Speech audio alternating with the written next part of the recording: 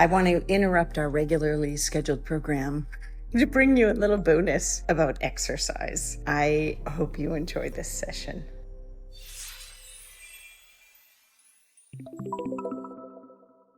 So we have an 18-piece gym in our house. Yeah, I'm really stoked about that. So when I come down, I work different muscle groups, right? Complementary muscle groups, back, chest, bi, tri. Yes, and I hit leg day. So my least favorite machine is the arm curl.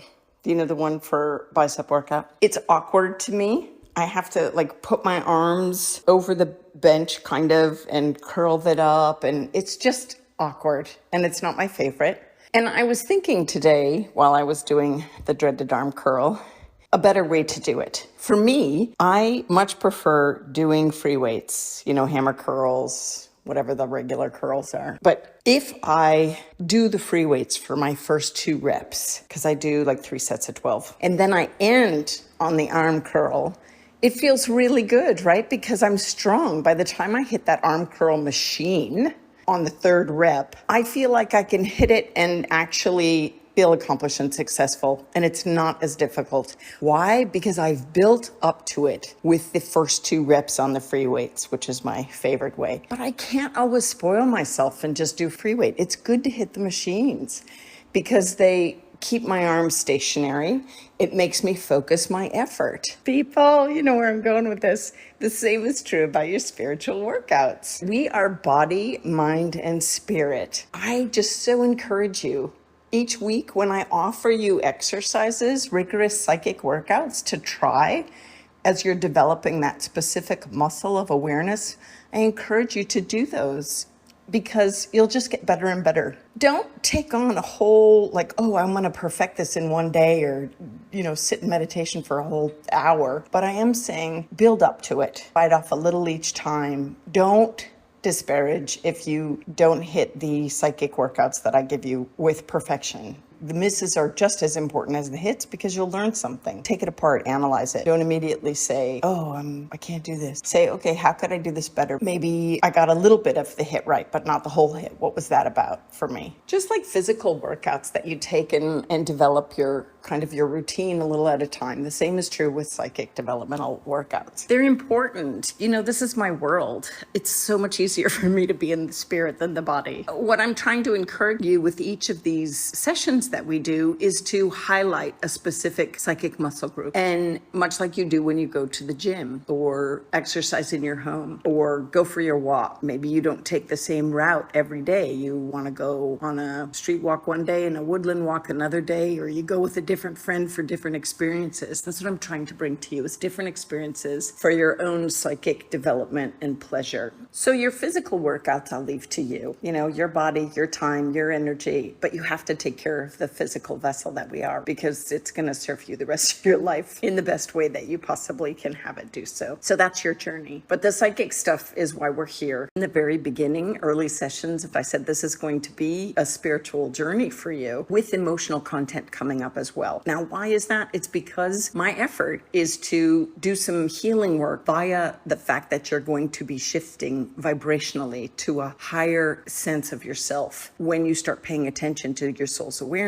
And so with that can come some mental and emotional awarenesses and understanding or hurdles that you're coming to new planes of awareness with. Remember when I've said over time, keep a journal about your psychic development. You also might want to have a couple pages devoted to where am I mentally and emotionally? The whole 3-part spiritual, physical, and mental. It should be 4 and emotional because it's 2 different things.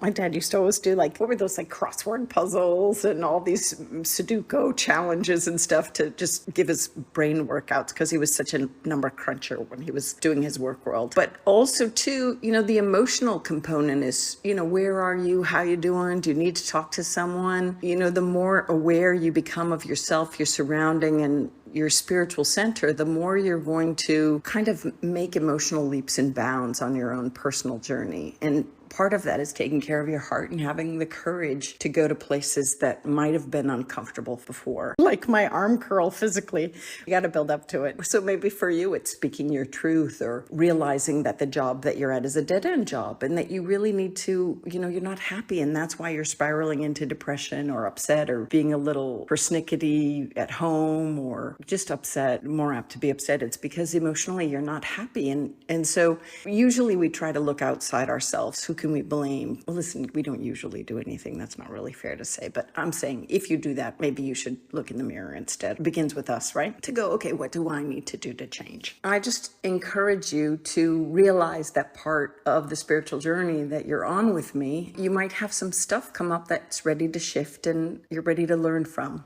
and move on from. And so just noticing what's happening emotionally and mentally for you is going to be important as part of your psychic development. Listen, we are all of that in this journey of humanity as ourself and a soul on the planet. We are all of that. And so it's about really taking care of every aspect.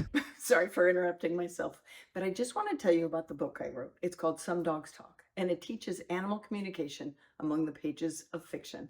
I think you're going to like it. And if you want a copy for yourself to learn how I do all that I do, click on the link below. Now, back to the show.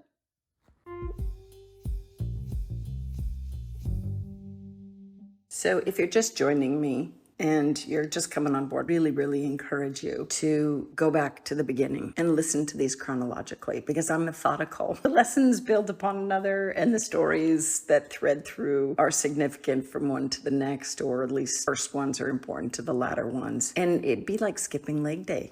It's not a good idea. Just you will be out of balance. So thank you so much for listening to Soul Awareness with Constance Messmer. I hope you have a fantastic workout session, whatever you're working out today. Hopefully all aspects of yourself, physical, mental, emotional, and spiritual. And know that I believe in you. And thanks for tuning in. Legally speaking, this podcast is presented solely for educational, spiritual, and entertainment purposes. It is not intended as a substitute for medical diagnosis, treatment, or the advice of a physician, psychotherapist, or other qualified professional. You should not use this information to diagnose or treat a health problem or condition. Always check with your doctor. Thank you. Thank you for joining us today. If you've enjoyed this episode with Constance Messmer, we'd like to encourage you to continue your spiritual journey with this next episode.